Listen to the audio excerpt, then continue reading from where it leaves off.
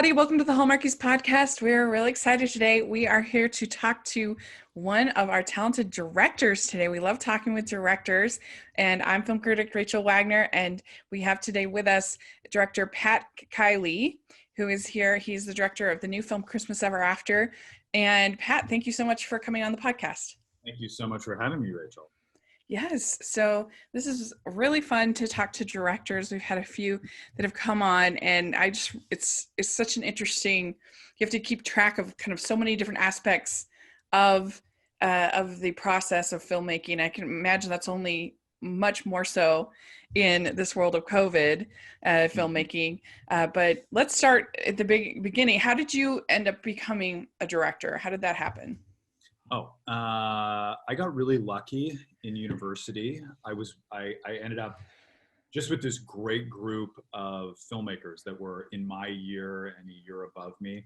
And we formed this sketch comedy troupe called Kidnapper Films. And what we did is that we would do these shows where we put a sketch on stage, then we dim the lights and project a short that we made together.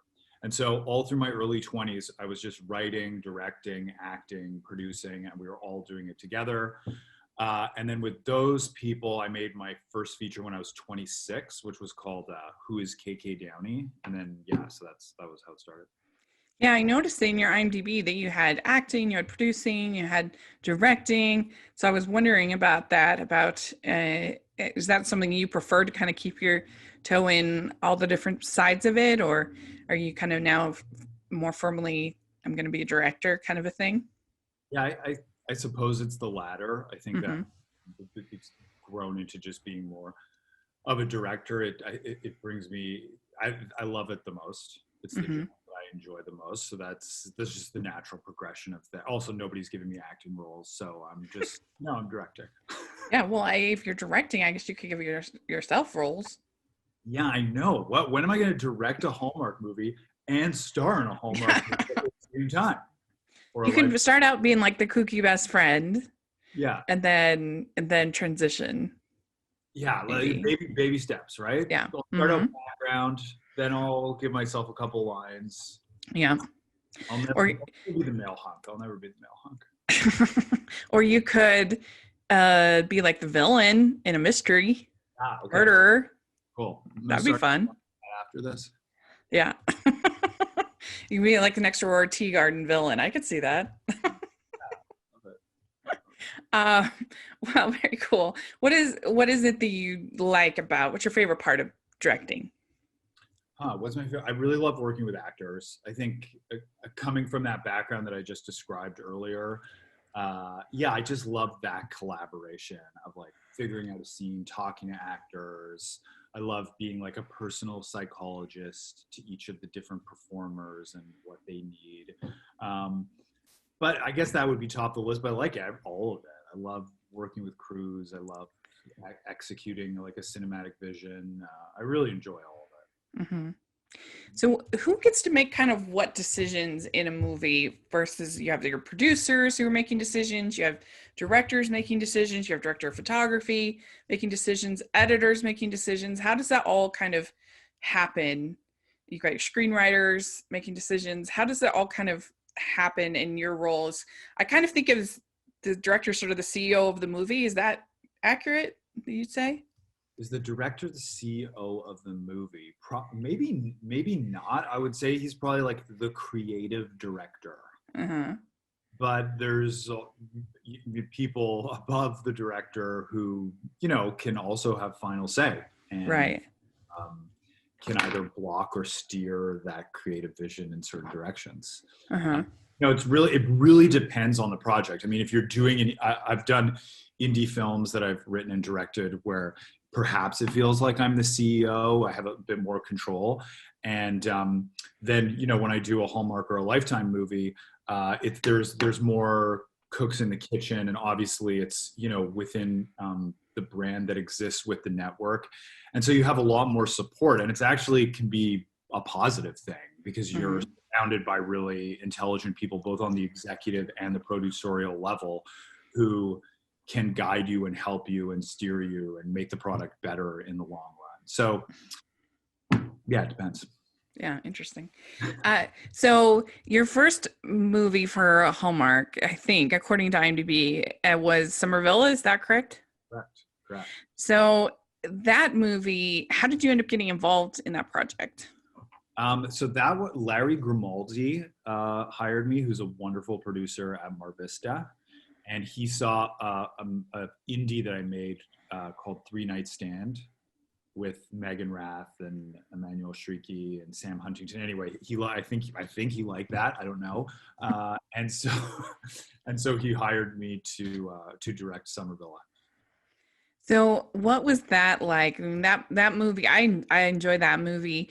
So you had to kind of create like you had to create France in Montreal, which is maybe, I mean, there's a lot of influences there, so maybe that wasn't that hard, or was that hard, or what was that like? Uh, it was, yeah. I mean, sure, there was things that helped, French inspired architecture, French signage that helped in the execution. I mean, it was still a challenge, but I think it helped. Yeah, it was probably, I think that's why they shot it in Montreal. Yeah. You also had to do a lot of food scenes. Was that challenging? Yeah, it was challenging. We had my buddy who's a chef, Dan Geltner. He came and he was like the chef like consultant. So he was helping Victor get like, you know, I don't know, showing him how to cut whatever. Well, you have him cooking, and then you also have the teenager cooking Yeah, right, right. too in that. Yeah, I they forget her were. name, but yeah, so you have a lot of cooking scenes in that movie. I did have a lot of, yeah, there were a lot of cooking scenes in that movie. I'm trying to remember. I don't like, you know, actors never want to eat anything, and so like Yeah. that was, you know, it is a challenge. It's like, is it cold? Does it look good? Like, I mean, I'm not a food expert. I don't know. I just like winged it. I mean, Yeah, I'm it's not. like that. If you've seen that TikTok of actors eating, No, it's pretty funny where they're just like, "Oh, put it down," and then it's like they never actually. I don't know. It's just pretty funny because they never want to actually eat something, which I get, and because it causes continuity problems too. So yeah, and in these movies too, there's always like cookies, like cupcakes. Uh, so yeah, they're always trying to get out of, find ways to not eat. yeah. But that must have been a pretty fun one to work on, though. Is your first Hallmark movie? You know, I got so lucky with that one. First of all, because Larry was very cool as a producer, and he came up and we did it together. So that was like a really fun collaborative experience. And then with Hillary Burton and Victor Webster, like I didn't even cast them, you know, that was just like Yeah. Mark and Hallmark who did it. And I think it can be a bit of, you know, just roll of the dice with these movies for a director, because you don't, sometimes you're not part of the conversation anyway. But then they came up and like they were terrific. Hillary was such a wonderful actress to work with. She really, you know, these movies move pretty quick. We don't have a really we're not shooting The Departed. We don't have like, we're not doing a scene a day. It's you're moving fast, and Hillary just like nails it. Take one, take two, take three. They're all different. She's so fantastic. And Victor too, you know, the thing I like about Victor is that he has sort of like he's such a hunk, but there's like a little bit of darkness to him. There's like something lingering under the surface, but then he's also very sweet and sensitive. So he was a joy to work with too. Well, yeah, he has that bit of an indie, just a little bit of an indie quality, I think, to him, because he's all like Mr. Adventurer and going out on all these travels and stuff like that. I don't know. I think it gets, I agree. I can see that with the edge. He's like a jiu-jitsu master, and he does jiu-jitsu in cars. Like he'll like fight people like inside a car for fun. I hadn't heard that one. That's interesting. But yeah, it must be frustrating because so much of the success of these movies depends on the chemistry of the actors, which is totally outside of anybody's control. You either have it, like everything can look right on paper. These people should have, just like when you're going on a date, it can look great on paper and then no chemistry at all. And I feel like that sometimes happens with these movies. That's like, wow, I really thought these two people would be great. And so but it just, I don't know, it's just not there. And so I think that must be frustrating from a creation standpoint, to have something that's so ephemeral be so key to the success of your movie. You must be a chemistry expert. So many, Try. right? You have, how quickly can you make the call? I'm curious, like on, can you tell right away when they're on screen together if it's going to work or not? Not always. Sometimes, yes, you can definitely tell within the first 10 minutes that this is not working. And but then, like, for instance, there was a terrible Hallmark movie about barbecue, a season of love or something like that. Anyway, but I actually enjoyed the film because even though I thought all the barbecue stuff was terribly executed, I really liked Autumn Reeser and Mark Lucas. They had really good chemistry and were really charming together, and so it worked for me. So sometimes the not very good movies can be saved by really good chemistry, and then there do have times when it's like, not the best chemistry, but like a really solid script can and can elevate it. So I don't know. Maybe it's not always a deal breaker, but it's a big factor in whether I think a film works or not. Is that chemistry, and that's so, I don't know. It's so ephemeral. I think it's hard to pin down. Yes, I would say that as a director, there's a lot of anxiety with these movies in week one as you're watching those first scenes, and at the read through, the first time they're on camera together, exactly what you're talking about. That just question mark is in your head: is this going to work or not going to work? Because so much lies on the chemistry of the two leads. Yeah, you must just be watching dailies being like, is it gonna work? Well, so then you had A Majestic Christmas, which I really enjoyed as well. Okay. And I particularly loved the scene in this movie where they're dancing. Oh yeah, that was so good. Yeah. How did that all happen? I'm trying to remember. I feel like it wasn't originally in the text, and then we cast Christian Vincent, who's a professional dancer. Mm-hmm. I think he was a backup dancer for like Britney, Madonna. So that was his former life, and now he's an actor and a dance teacher, I believe. Mm-hmm. Great guy. And so I think we rewrote it because I'm pretty sure that's what happened. We're like, oh my God, we got to use this guy's skills. And so he choreographed it and taught it to Jerica. I really liked that scene. I thought it was really romantic and, I don't know, just really fun. Yeah, they were wonderful, those two. Yeah, and I really liked Jerica. I wish we could get her in more Hallmark movies. I think she's super sweet. I don't think so. I think she's in shows, maybe just, no, we haven't gotten her since, but I would love to have her back. She was really, really fun, I thought. Cool, yeah, she's great. She's great. Good actor. Yeah. So was that your first Christmas movie that you did? That was that was the first Christmas movie. Yeah. So what is that like, making a Christmas movie, getting all the snow, coordinating all that kind of stuff? What's that like? It's in the summer, probably. It's like a ridiculous challenge.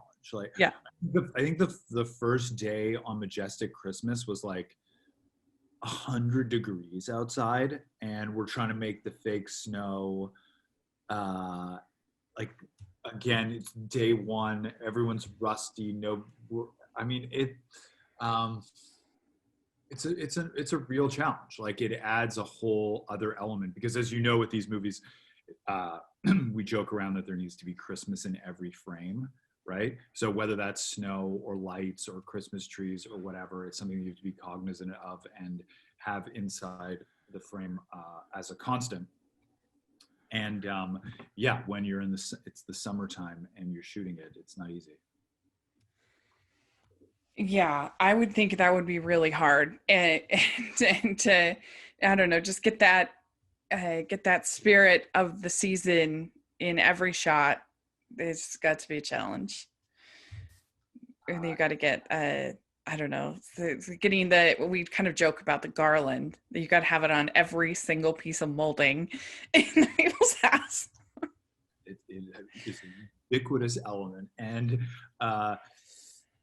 yeah, and you know what happens often is there's a lot of sort of improvising with the cinematographer, right? Because you become quite limited. There's always a tree, like there's always some tree that doesn't belong there because it's a summer tree with leaves on it in the frame.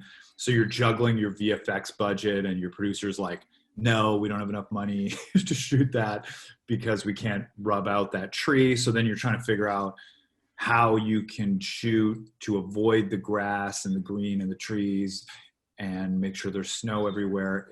So it's a juggling act. Yeah, I would think so. And working with the people, I still have yet to been able to interview a props person. I'm dying to find out about all that, how that's all coordinated as far as getting the snow and all of that. But it's got to be just, I don't know, a crazy experience. Yeah, I think that now production companies are accumulating Mm-hmm. decorations, like Neshama, who's the production company that worked in Canada that worked with Mar Vista, that's run by this guy Arnie Zapersky, who's really cool. I think they have like a warehouse of Christmas decorations. Yeah. I'm sure they do. But so we have Christmas Ever After that is coming out on Lifetime Channel. And how did you become involved in this project? Again, it was a Mar Vista project, and they called. I have a buddy who I also went to university with, who was part of that group that I was talking about way back when, Rob Vroom, who's a cinematographer and a producer. He's become a really great producer. So we're sort of like this team in Canada that works in Montreal and Quebec. And so they came to us with the project to see if we could execute it. So it was Juliana Hayes was the point person from Mar Vista. And so she came, yeah, she's awesome. And she came over and teamed up with Rob and I to do it in Montreal. So it just sort of came to us through Mar Vista. So when did Ali become involved in the project, in the planning sort of phases? Yeah, I really credit that to Lifetime and to Juliana in coming up with that idea and hiring her. Was that pretty early on that she was involved, or? Maybe a couple weeks out from the shoot. Oh, okay. So not that early on. Because so I really loved her in this movie. I thought she was so cute. And of course, it means a lot to people to have, you know, different representation in film, and to have for her in a wheelchair to be the lead in the movie means a lot to certain people and to all of us. But I liked the fact that the movie just treated as a normal person, which she is, and it wasn't a thing. It wasn't like a part of the plot, and so that's why I was wondering kind of where she was sort of brought in as far as the story went. And but I thought that she was so sweet and energetic and bubbly, and I just really enjoyed her in this role. And I thought I just really liked that about the movie. I completely agree. I credit it all to Ali. She's such a good actor, so bubbly, so full of life. Off camera, she's an absolute nightmare. I'm just kidding. She's exactly the same off camera. You know, it's hard too for the number one in these movies. It's a short shooting schedule. She's in every scene, and Ali was just so nice to everybody. Never complained when she was on camera, she would nail it every time. I mean, it was really cool working with her. She's such a good actor. And to answer the first part of your question, yeah, I guess that was important to me too, and I think it was important to Ali also for it to not be like worked into the plot. It was just not important. It's just this awesome person she's a great character. Then that's it. Yeah, that was good. So when you're shooting somebody that's in a wheelchair, obviously you have like a height thing that's going to happen, and you have to sort of, in order to showcase her, you have to think about what you're doing as far as your photography. Was that something that was sort of a challenge of how you're going to, because the actor with her is very tall, and so making that work with the two of them, with her being the forefront, was that challenging? Yeah, I credit Ali with a lot of it. I talked to her about things in prep, and she's engaged right now. So we talked about her she was engaged to this guy, David, in New York, and she was talking about their relationship and how he often, will, come down to her level to chat. And so that informed the blocking for me too. I tried to think about things like at the beginning of the film when they're not totally connecting, I would have Daniel standing more. But then when he is starting to fall for her, I would block scenes seated. Just little things like that to sort of use her positioning in the chair to be in tandem with the emotion of the story. So that was something. And, little like detail work too. I don't know if you remember the scene where she stuck out her hand and Daniel took it and pulled her up this little ramp. And sort of the snow is falling, and it's about in the middle of the movie. And so that came from Ali too. She was, saying how it's a romantic thing that sometimes her and her partner do, that they'll hold hands like that and they'll walk down the street together. So I looked to Ali for a lot of it, but then also, it definitely informed the shooting. Yeah, that's interesting. Yeah. So the script, why don't you tell people a little bit about what the movie's about? What the story is. She is Allie's her character. Why am I blanking on her character's name? Izzy, played by Allie. She's a romance novelist, and she writes this Harlequin series with this man named Desmond, who is I guess her Fabio in a way, right? He's in all of her books. And so there's cover art to these books. And at the beginning of the movie, we see what this dude Desmond looks like. Anyway, then she goes to this lodge that she goes to every Christmas. And there's a guy who's there who is like identical to Desmond. Yeah. Played by Daniel DiMasso. It was so funny. And I love how she just was like freaking out. She just was so like, ah! That made me laugh. I really thought that was funny. And they must have had a blast making those book covers. Daniel, it must have been really fun. Yeah, we shot the book covers. We put Daniel, he was a good sport and all sorts of things. Yeah. These racy, that must have been fun to write and also to shoot write those like steamy sections of these novels, and then you have these book covers, which were really funny, I thought. Yeah, and he was a good sport.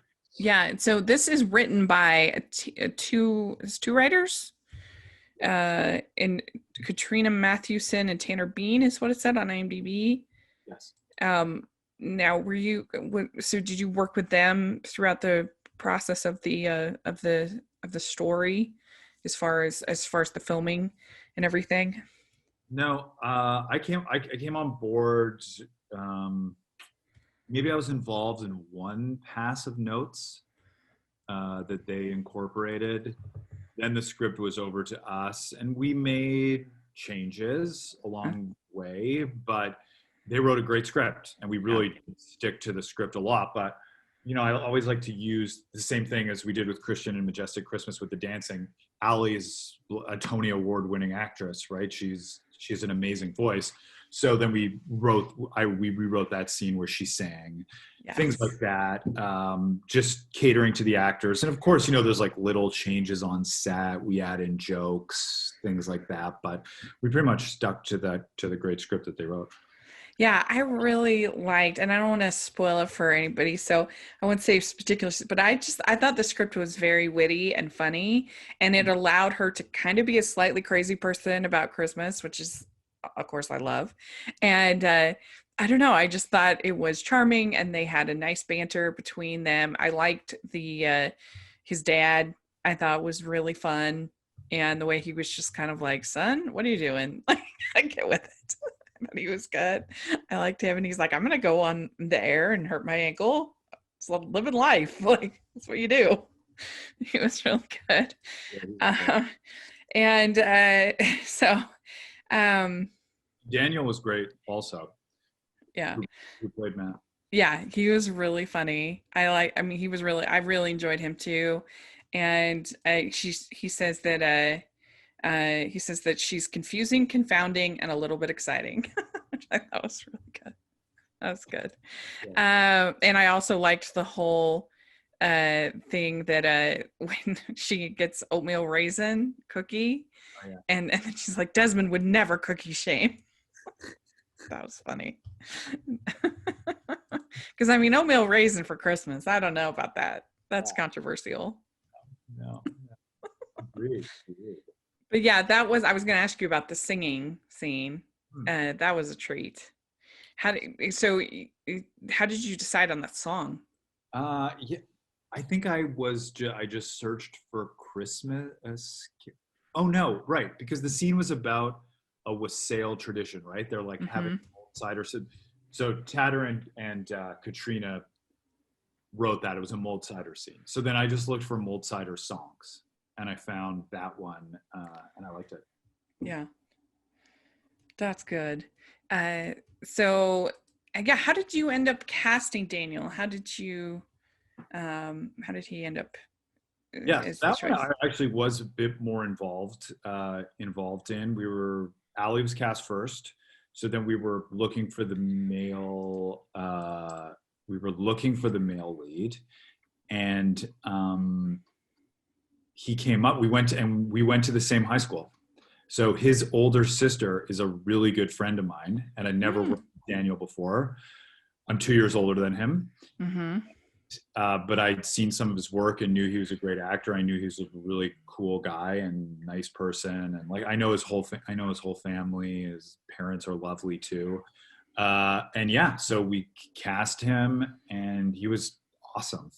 He did a really, really good job. Like he's handsome, he's smoldering, but he's also vulnerable, and he's funny, and he has great hair. He was the whole package. Yeah, and I really liked how, like, him putting up the decorations, him trying to do new different things without being a jerk about it, and I don't know, it was fun. Them working together was very seamless, I think. He's a smart actor. Mm-hmm. And I also liked, this is just a little thing, but I liked your song selections throughout the movie. I felt like it had a very jazzy feel to it. And there were sort of, because a lot of times these Christmas movies have very weird song choices, very generic. Like, they're like, I'm singing about Christmas. And you're like, what is this song? I've never heard this song.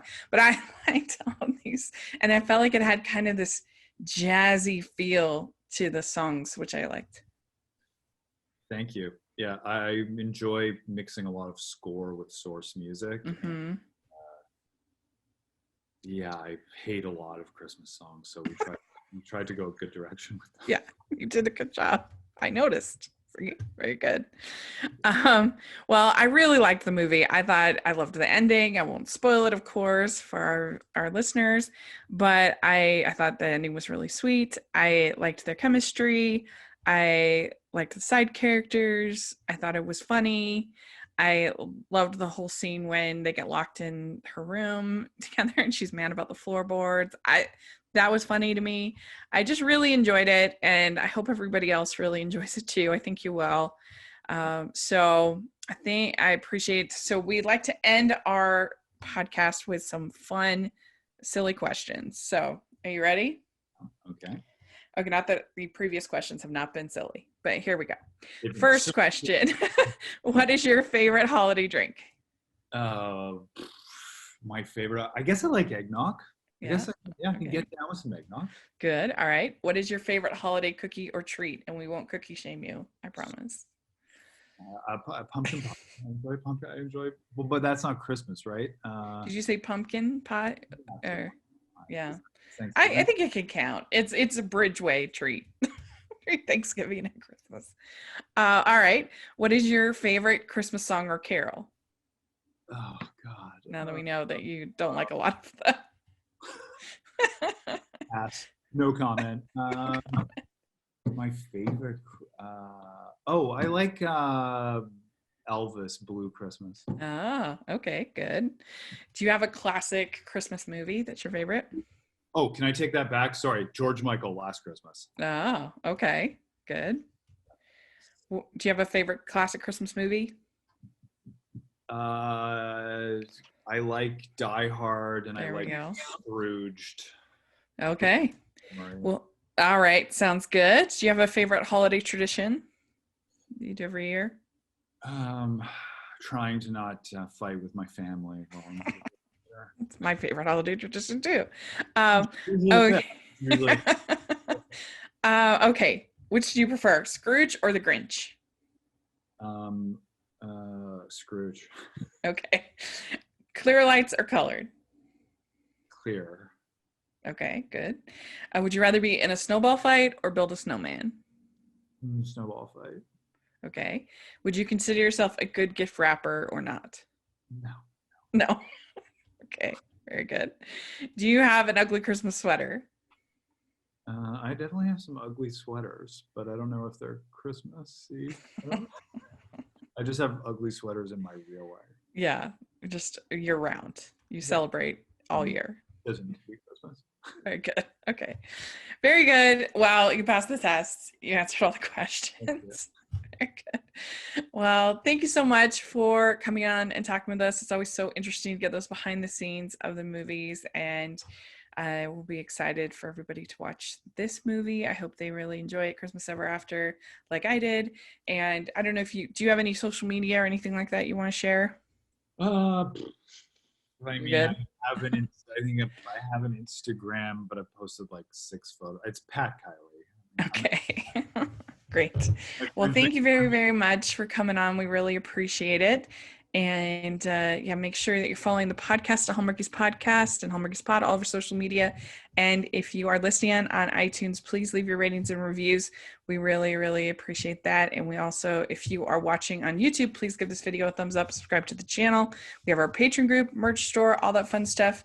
And you can find me at Rachel's Reviews, all over social media, iTunes, YouTube, and on Rotten Tomatoes. So check that out. And thank you so much, Pat. This was really fun to get to do. We really appreciate it. And Merry Christmas. Merry Christmas.